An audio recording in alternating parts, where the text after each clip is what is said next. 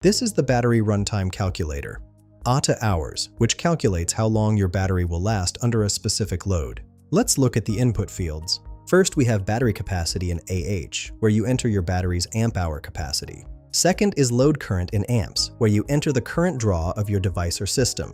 These are the only two inputs needed for this straightforward calculation. For our example, I'm entering a battery capacity of 10 Ah and a load current of 10 amps. After clicking Calculate Runtime, we get our results. The runtime shows 1.0 hours, which tells us this 10 amp-hour battery will last exactly 1 hour when powering a 10 amp load.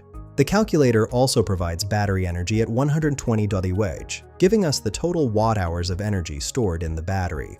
This is useful when comparing batteries of different voltages or determining total energy requirements for your application. Whether you're designing a backup power system or sizing batteries for portable equipment, this calculator quickly converts amp hours to actual runtime. Find the link in the description below.